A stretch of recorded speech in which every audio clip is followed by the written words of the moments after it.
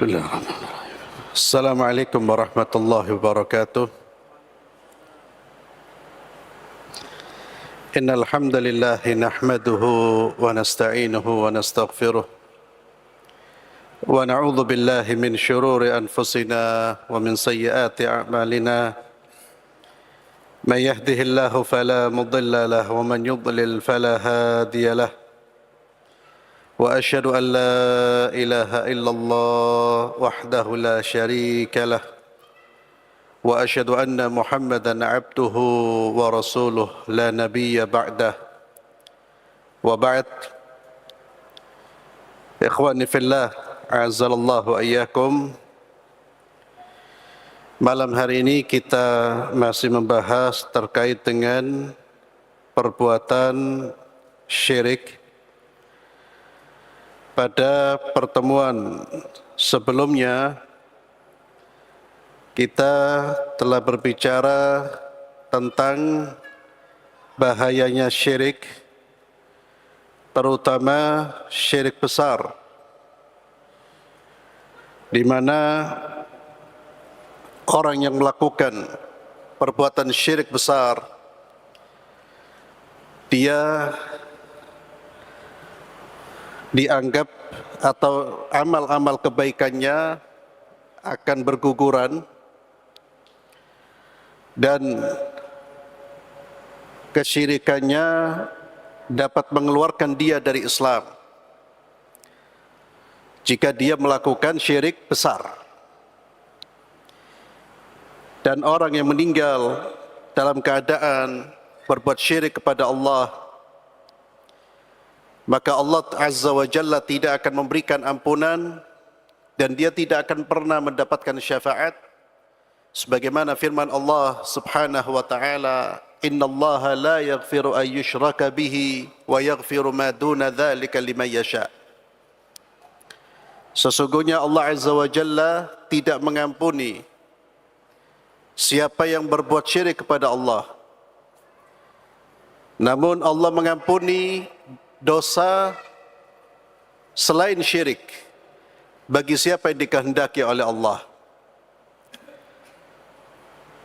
Maka seorang muslim dia harus berhati-hati dalam menjalani kehidupan.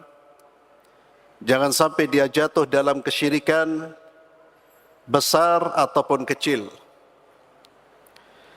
Dan beberapa contoh kesyirikan sudah kita sampaikan. Di antaranya adalah beribadah kepada selain Allah. Di antara bentuk ibadah adalah berdoa. Berdoa kepada selain Allah atau meyakini bahwa makhluk memiliki kekuasaan untuk mengatur alam semesta ini selain Allah. Itu juga termasuk keyakinan syirik. Demikian pula di antara jenis syirik besar adalah meyakini bahwa makhluk mengetahui yang gaib. Makhluk mengetahui yang gaib. Keyakinan seperti ini menjatuhkan seseorang pada perbuatan kufur kepada Allah. Karena kita sudah bahas ayat-ayat Al-Quranul Karim yang menjelaskan bahwa tidak ada yang tahu perkara gaib kecuali Allah Azza wa Jalla. Kemudian di antara bentuk syirik besar adalah memberikan hak-hak Allah kepada makhluk. Hak-hak yang khusus hanya bagi Allah diberikan juga kepada makhluk. Ini termasuk dari perbuatan syirik kepada Allah Subhanahu wa taala. Dan tentunya ada macam-macam atau bentuk-bentuk kesyirikan yang telah kita sampaikan. Pada malam hari ini kita akan sedikit membahas tentang jenis syirik yang kedua, yaitu syirik kecil. Karena kita sudah tahu bahwa syirik itu terbagi menjadi dua, syirik besar dan syirik kecil. Bedanya kalau syirik besar mengeluarkan orang dari Islam, kalau syirik kecil tidak mengeluarkan orang dari Islam, dia tetap muslim. Ya. Dan Dan juga pernah saya sampaikan di majlis ini, sekalipun ada saudara kita yang jatuh dalam perbuatan syirik besar, bukan berarti kita boleh menvonis dia sebagai seorang musyrik atau kita anggap dia murtad. Karena menvonis seorang muslim dengan vonis musyrik atau murtad itu bukan perkara ringan. Dan itu hanya bisa dilakukan oleh para ulama di dalam Islam, itu dilakukan setelah melalui proses penyampaian hujjah, dan harus diyakini bahwa orang tersebut memang benar-benar memahami apa yang dia lakukan. Ini sering saya sampaikan. Kita belajar tentang jenis syirik besar, syirik kecil, belajar tentang nifak, belajar tentang kekufuran. Tujuannya sebagai bahan kita berdakwah, bukan bahan kita menvonis. Apa bedanya? Kalau berdakwah itu orang yang melakukan perbuatan syirik, kita ingatkan. Itu dakwah. Kita ingatkan. Kita sampaikan bahwa perbuatannya ini termasuk perbuatan syirik. Kalau itu syirik besar, kita katakan itu syirik besar. Kita ingatkan bahwa syirik besar dapat mengeluarkan dia dari Islam. Itu dakwah. Jadi dakwah dulu. Bukan menjadi bahan menvonis. Kalau bahan menvonis, kita melihat orang melakukan syirik, langsung apa? Anda musyrik. Ya. Apalagi di era sekarang ini, di zaman sekarang, ya tentunya orang yang belajar ilmu agama itu sedikit. Kita lihat majlis-majlis ilmu itu lebih sedikit dibandingkan majlis-majlis dangdut. Jadi sekali lagi kita belajar untuk bahan berdakwah. Apakah orang bisa jatuh dalam kemurtadan? Murtad bisa, tapi sekali lagi bukan wewenang setiap orang menvonis. Kita ini yang kita dahulukan adalah dakwah, mengajak, mengingatkan. Itu kewajiban kita. Karena banyak di antara kita yang memang masih awam, terkadang hanya mengikuti tradisi. Ikhwani fillah azzalallahu wa iyyakum, terkait dengan syirik kecil. Syirik kecil ini disebut dengan syirik kecil itu bukan karena dosanya kecil. Itu harus kita ingat. Syirik kecil, kenapa disebut kecil? Karena dampaknya itu lebih ringan dibandingkan syirik besar. Dampaknya lebih ringan. Kalau syirik besar bisa mengeluarkan orang dari Islam, kalau orang yang melakukan perbuatan syirik kecil tidak mengeluarkan pelakunya dari Islam, tapi dia melakukan dosa besar. Jadi syirik kecil itu termasuk dosa besar. Jadi jangan sampai kita salah memahami syirik kecil berarti dosa kecil, tidak. Ya. Kecil itu bukan menunjukkan kadar dosanya, tapi kecil itu hanya menunjukkan kondisinya lebih ringan dibandingkan dengan saudaranya syirik besar. Apa jenis-jenis dari syirik kecil ini atau contoh-contohnya? Contoh dari syirik kecil, di antara syirik kecil adalah riya dan sum'ah. Kita beramal, beribadah untuk pamer, untuk mendapatkan pujian, untuk mendapatkan sanjungan dari manusia. Ini termasuk dosa besar. Dia termasuk syirik kecil dan terkategorikan sebagai dosa besar. Itu harus kita ingat. Seorang beribadah, bedanya dengan syirik besar apa? Syirik kecil itu dia beribadah kepada Allah.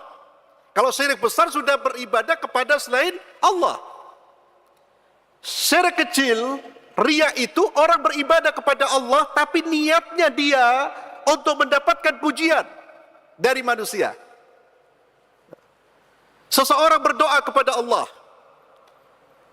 dia tunjukkan kekhusyuan, bahkan mungkin diiringi dengan pura-pura menangis. Agar apa? Agar mendapatkan sanjungan. Masya Allah, fulan ini khusyuk orangnya. Ya. Ini termasuk ikhwani fillah, dosa besar. Dan pelakunya terancam dengan azab Allah subhanahu wa ta'ala. Hati-hati. Karena orang seperti itu, dia menipu manusia. Dan dia meremehkan Allah. Dia tidak peduli dengan murkanya Allah. Ibadah yang seharusnya dia niatkan untuk Allah, dia palingkan niatnya untuk manusia. Allah melihat dia berpura-pura, dia tidak takut. Hati-hati dengan yang namanya riya dan sum'ah. Apa bedanya riya dan sum'ah? Kalau riya, itu kita beramal untuk dilihat. Kalau sum'ah, beramal untuk didengar. Biasanya sum'ah ini terkait dengan ibadah-ibadah yang memang terdengar atau didengar. Contoh membaca Al-Quran. Ya. Ada saudaranya, ada orang, dia baca Al-Quran. Dikeraskan. Lalu dikhusyuk-khusyukkan. Bismillahirrahmanirrahim. Dikhusyuk-khusyukkan. Agar apa? Agar disebut sebagai orang yang khusyuk. Na'udzubillah. Dan ini syirik yang dikhawatirkan oleh baginda Muhammad sallallahu alaihi wasallam di hadapan para sahabat-sahabatnya. Nabi sallallahu alaihi wasallam bersabda, "Akhwafu ma akhafu alaikum asyirkul asghar." Yang paling aku takutkan atas kalian syirik kecil. Jadi penamaan syirik kecil dari Nabi. Nabi berbicara di hadapan sahabat-sahabatnya. Yang paling aku takutkan atas kalian. Lalu ditanya syirik kecil apa? Riya. Hati-hati ikhwani fillah. Jaga niat kita tatkala kita beramal. Jujur dalam keimanan kita. Jujur dalam beribadah kepada Allah. Agungkan Allah. Jangan menoleh melihat manusia. Apa yang dimiliki oleh manusia sehingga kita mencari muka di hadapan mereka. Dan orang-orang yang di dunia mencari muka di hadapan manusia dalam ketika dia beribadah. Ketika dia beribadah, dia ingin mendapatkan sanjungan di hari kiamat, Allah usir dia. Allah perintahkan orang ini untuk mencari pahala dari orang-orang yang di dunia dia bersikap riya kepada mereka. Hadapkan wajah dan hati kita hanya kepada Allah. Makhluk la yanfa' wa la yadur. Pujian manusia seberapa manfaat buat kita? Sampai-sampai kita tukar pahala akhirat dengan hanya ingin mendapatkan sanjungan. Termasuk syirik kecil adalah beramal untuk mendapatkan dunia. Dia beribadah, tujuannya apa? Agar diberi jabatan. Dia beribadah, tujuannya apa? Agar dipilih menjadi calon. Dia beribadah, rajin ke masjid. Kenapa? Agar mendapatkan suara. Ini pengkhianat. Orang yang meremehkan Allah, merendahkan Allah, tidak mengagungkan Allah Azza wa Jalla. Dia berpura-pura beribadah di hadapan Allah. Berani dia datang menghadap Allah dengan kemunafikan di dalam dirinya. Hati-hati ma'asyiral muslimin. Jangan pernah memamerkan ibadah kita. Ibadah yang bisa kita sembunyikan, sembunyikan. Yang tidak bisa disembunyikan, ya tidak disembunyikan, tapi dijaga niatnya.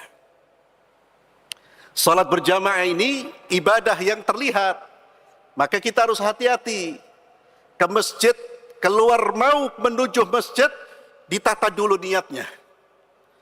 Kita ke masjid mau apa? Niatnya apa?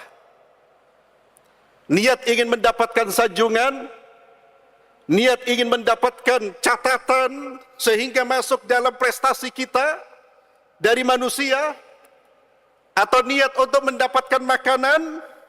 Ya. Di masjid ini tidak ada, hanya minuman. Nah, ini ada faedahnya, Ustaz. Bagus. Ya. Karena ada masjid-masjid yang jamaah pengajian pulang dikasih bingkisan, itu bahaya. Boleh apa tidak boleh? Gak apa-apa, tidak ada masalah. Cuma yang datang harus betul-betul menata niatnya. Jangan sampai datang ke pengajian, duduk di majlis taklim, hanya pengen apa? Dapat bingkisan. Dan biasanya orang yang niatnya seperti itu, kalau bingkisannya habis, marah-marah dia, Pak. Na'udzubillah. Ya akhi, wallahi jangan tukar pahala di akhirat dengan dunia. Jangankan nasi bungkus, jangankan pujian manusia, dunia dan seisinya demi Allah tidak bernilai dengan pahala yang Allah siapkan di akhirat.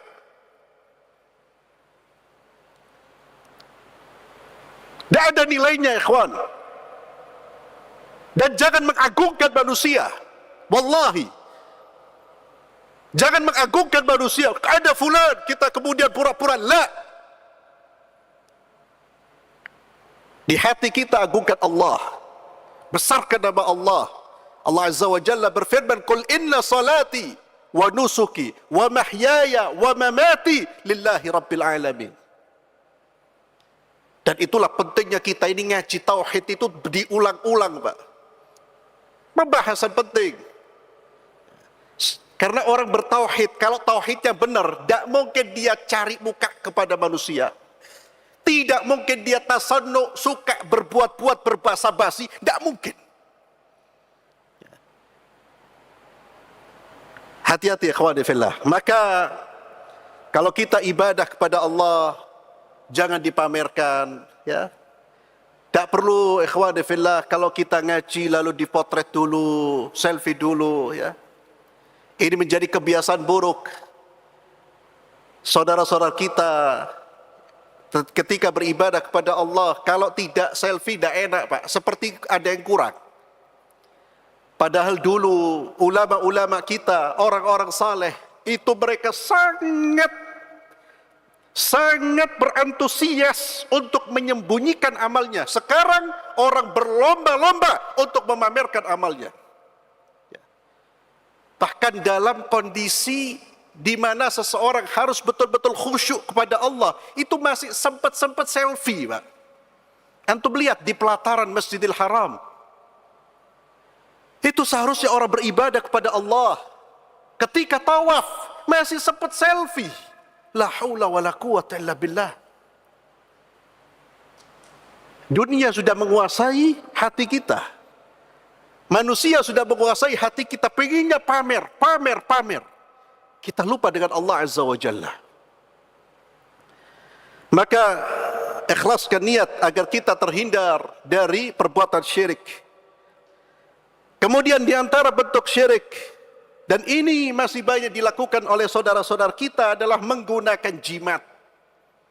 Ya, menggunakan jimat. Dan ini termasuk syirik kecil. Termasuk syirik kecil. Jika dia meyakini bahwa jimat ini sebab yang bisa menolak bahaya, maka dia telah jatuh pada perbuatan syirik kecil. Nabi kita Muhammad sallallahu alaihi wasallam bersabda, "Innar ruqa wat tamaim wat tiwala syirkun." Sesungguhnya jampi-jampi, jimat dan tiwalah adalah syirik. Siapa yang menamakan syirik? Baginda Muhammad sallallahu alaihi wasallam. Sebagian saudara-saudara kita menggunakan jimat untuk melariskan dagangannya. Ada sebagian yang menggunakan jimat Untuk apa? Ya. Ini terjadi untuk menang main judi. Jadi sudah melakukan dosa besar, pakai dosa besar. Allahu Akbar. Hati-hati ikhwani fillah. Maka seorang muslim, bagaimana dia membentengi dirinya dari mara bahaya? Yang pertama, dia bergantung kepada Allah. Lindungi diri kita dengan zikir-zikir yang diajarkan oleh baginda Muhammad sallallahu alaihi wasallam. Lindungi diri kita dengan mendekatkan diri kita kepada Allah, dengan melakukan ibadah dan berdoa serta berzikir sebagaimana yang diajarkan oleh baginda Muhammad sallallahu alaihi wasallam. Jangan menggunakan jimat atau ada yang namanya tiwala. Ya. Tiwala itu sesuatu yang digunakan untuk membuat orang senang atau bisa juga benci. Disebut apa biasanya? Susuk. Ya. Ini termasuk perbuatan-perbuatan yang merusak iman kita. Ikhwani fillah azzalallahu wa iyyakum, para ulama terkait dengan jimat, terkait dengan tamaim. Tamaim itu sesuatu yang digantungkan untuk mendatangkan manfaat atau menolak bahaya. Jika yang digantungkan itu ayat-ayat Allah atau doa dari Rasulullah sallallahu alaihi wasallam, sebagian ulama membolehkan. Sebagian ulama sebutkan di dalam kitab akidah bahwa apa yang digantungkan, jika itu ayat-ayat Allah, doa-doa dari Nabi, sebagian membolehkan dan sebagian tetap mengharamkan. Dan pendapat yang hati-hati adalah tetap tidak kita gunakan. Kenapa? Karena yang pertama, mudaratnya sekalipun yang dipakai itu ayat-ayat Allah, akhirnya seseorang bergantung kepada tulisan. Yang kedua, jika dia lupa, bisa jadi dia memasukkan ayat-ayat tersebut di tempat-tempat yang tidak diperbolehkan kita memasukkan, tempat di mana kita tidak diperbolehkan masukkan nama Allah, seperti WC, ya, tempat kita buang hajat. Maka sekali lagi, jikalau kita ingin mendapatkan manfaat apapun itu, keselamatan, kesehatan, keberkahan, caranya bukan dengan menggantungkan jimat, tapi caranya dengan apa? Ibadah kepada Allah. Dan di antara bentuk ibadah kita adalah banyak berzikir, mengingat Allah, berdoa, meminta kepada Allah Subhanahu wa taala. Kita ingin bisnis kita lancar, minta kepada Allah, minta rezeki, dan bertakwa kepada Allah. Wa may yattaqillaha yaj'al lahu makhraja wa yarzuqhu min haitsu la yahtasib. Barang siapa yang bertakwa kepada Allah, Allah akan berikan jalan keluar dan Allah akan berikan rezeki dari arah yang tidak dia duga. Allah sudah memberikan caranya. Kita minta keselamatan, berdoa kepada Allah. Ada doa-doa yang diajarkan oleh baginda Muhammad SAW. Di waktu pagi, kita diajarkan membaca zikir-zikir waktu pagi. Yang di antara zikir tersebut yang kita baca adalah kita membaca surat Al-Ikhlas, An-Nas, Al-Falaq 3 kali. Kita membaca ayat kursi.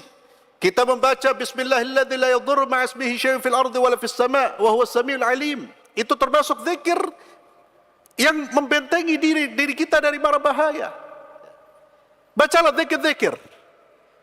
Maka jangan sampai kita mengganti ajaran Nabi kita Muhammad sallallahu alaihi wasallam dengan ajaran-ajaran yang bisa menjerumuskan kita ke dalam kesyirikan.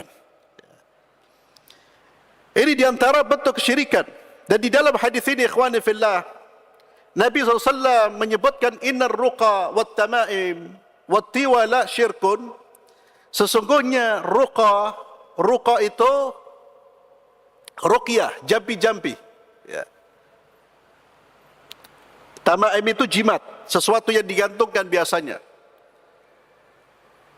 Tamaim, tamimah, baik di gelang atau digantungkan di leher untuk menolak bahaya atau mendatangkan manfaat. Kalau ruqyah, ruqa itu ruqyah, jampi-jampi atau bacaan-bacaan. Nabi SAW mengatakan syirik. Di dalam hadis ini Nabi mengatakan syirik, dan ini tidak mutlak. Kenapa? Karena di dalam hadis yang lain Nabi SAW bersabda, la ba'sa birruqa ma lam takun syirka. Tidak mengapa dengan ruqyah selama tidak ada unsur kesyirikan.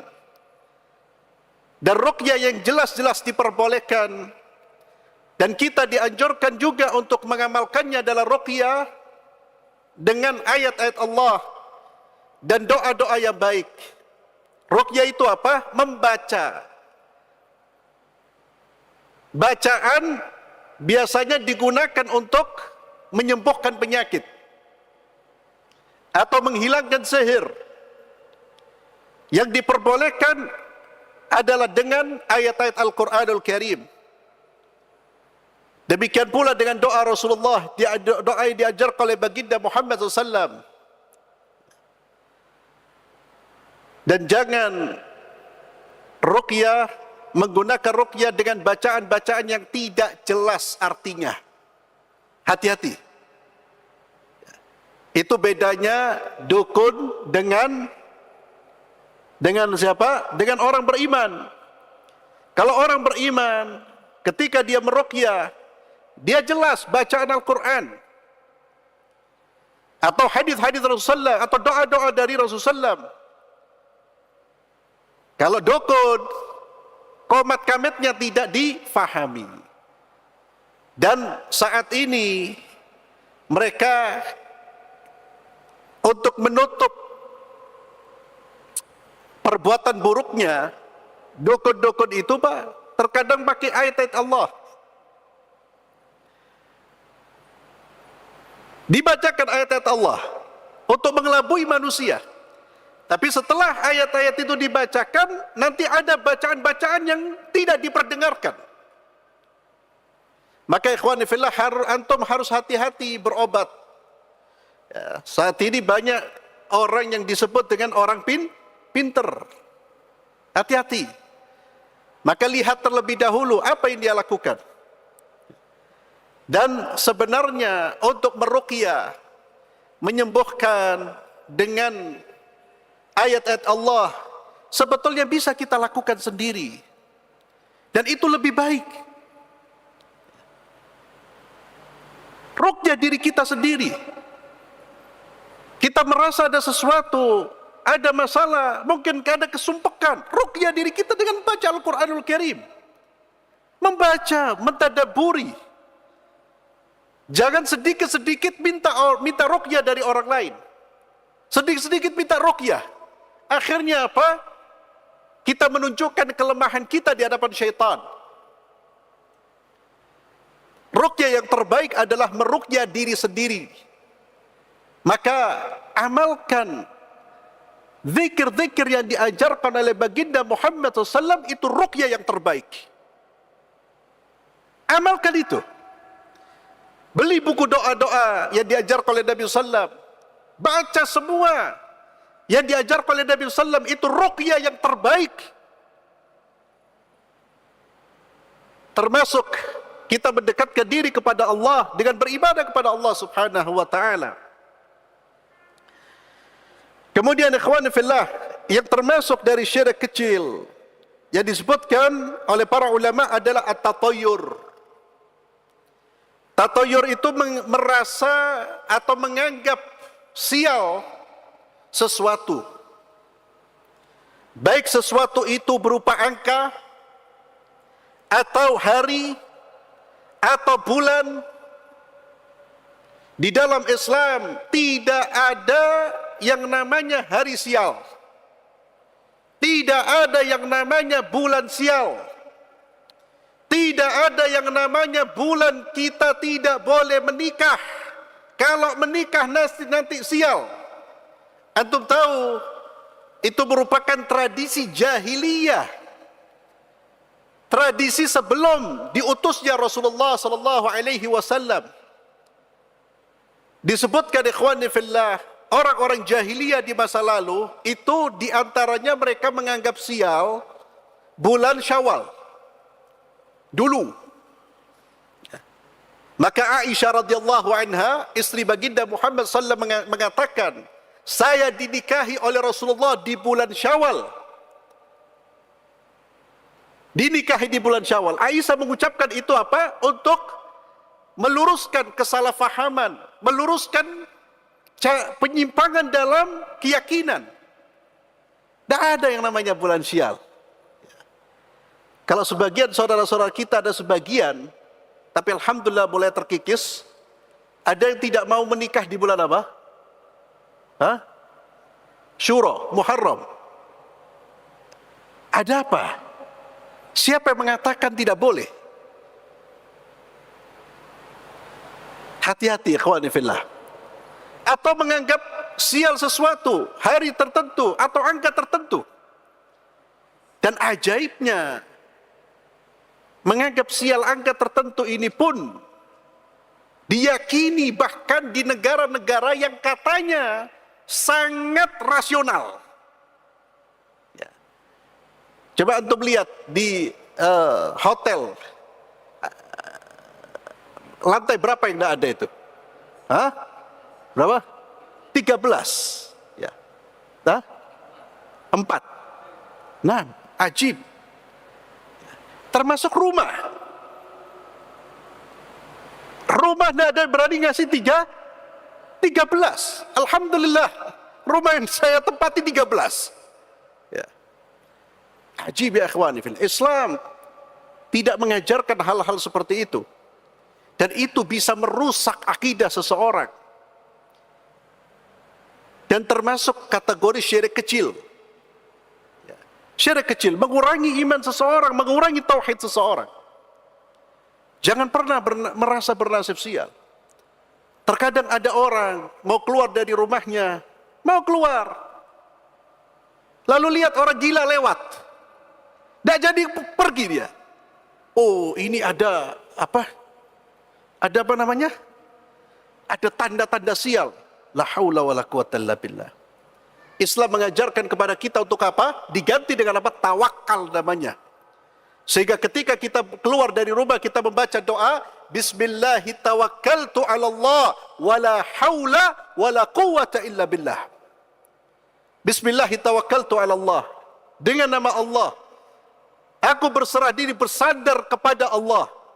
Dan tidak ada daya dan kekuatan kecuali bersumber dari Allah. Artinya apa? Tidak ada makhluk yang bisa mencelakakan saya kecuali atas izin Allah.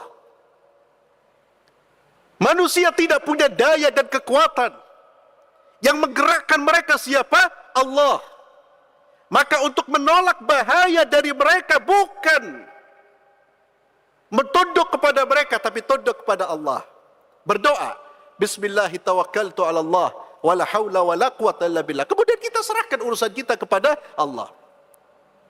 Kenapa disebut tatayyur ikhwani fillah? Karena di masa jahiliyah, tatayyur itu dari tair, burung.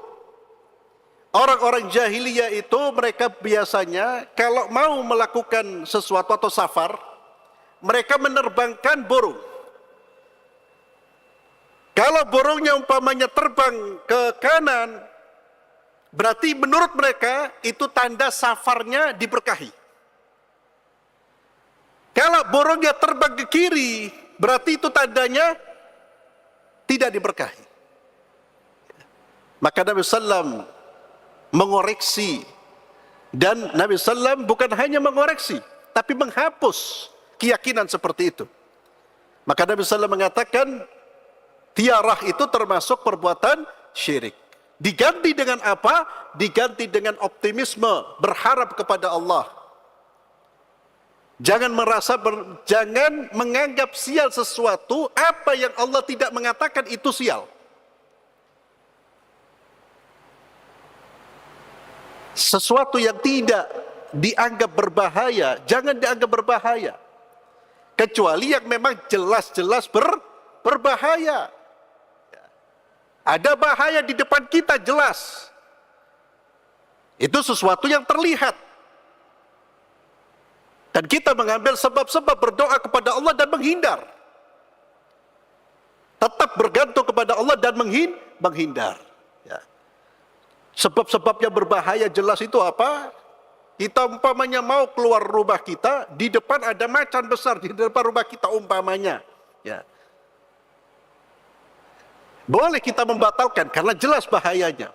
Tapi melihat orang gila, kadang ada lagi keyakinan saudara-saudara kita yang keliru. Ya, ketiban cicak. Ya. Orang kalau kejatuhan apa? Cicak itu, oh iki ono bahaya iki. Kemudian ketakutan sendiri, Pak. Ini semua hal-hal yang bisa mengurangi tauhid kita, maka solusinya adalah dengan bertawakal kepada Allah. Berdoa kepada Allah Subhanahu wa ta'ala. Dan tentunya ada jenis syirik yang lain, syirik kecil yang lain, termasuk diantaranya adalah bersumpah dengan menyebut nama selain Allah. Maka ikhwani fillah, jangan pernah bersumpah dengan menyebut nama selain Allah. Dan termasuk kesalahan saudara-saudara kita adalah bersumpah dengan menyebut nama Nabi Muhammad sallallahu alaihi wasallam. Nabi sallallahu alaihi wasallam, Nabi sallallahu yang bersabda, "Man halafa bi ghairillahi faqad asyrak." Sabda Rasulullah, barang siapa bersumpah dengan nama selain Allah, dia telah berbuat syirik. Tapi termasuk syirik kecil.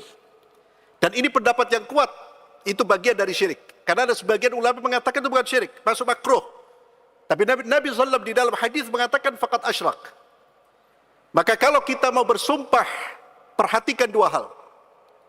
Bersumpahlah dengan nama Allah, dengan menyebut nama Allah. Bismillah, wallahi. Dan yang kedua, jangan mudah-mudah bersumpah sekalipun dengan menyebut nama Allah. Allah itu Maha Agung. Jangan sedikit-sedikit nama Allah dibawa. Maka jangan bersumpah dengan nama selain Allah. Ada orang yang mengatakan, bagaimana dengan ayat-ayat di mana Allah bersumpah dengan makhluknya? Wal fajri, wal asri, wal syamsi. Kita katakan, yang boleh bersumpah dengan makhluk Allah hanya Allah. Dan yang melarang kita bersumpah dengan nama selain Allah, Allah. Maka ingatkan saudara-saudara kita yang terkadang dalam sumpahnya membawa nama Nabi Muhammad SAW. Demi Allah, demi Muhammad. La, demi Allah saja. Karena Nabi Muhammad SAW sendiri yang mengatakan, janganlah kalian bersumpah kecuali menyebut nama Allah Azza wa Jalla. Wallahu alam bisawab. Mudah-mudahan kita terjaga dari perbuatan dosa, dosa besar, dosa kecil, syirik besar dan syirik kecil, dan mudah-mudahan kita bisa berjumpa dengan Allah Subhanahu wa taala dalam keadaan husnul khatimah. Dan ini ikhwani fillah, sekali lagi dengan senantiasa menjaga amalan-amalan kita dari perbuatan maksiat, terutama dari perbuatan syirik kepada Allah Subhanahu wa taala. Subhanakallahumma bihamdik, asyhadu an la ilaha illa anta astaghfiruka wa atubu ilaik. Assalamualaikum warahmatullahi wabarakatuh.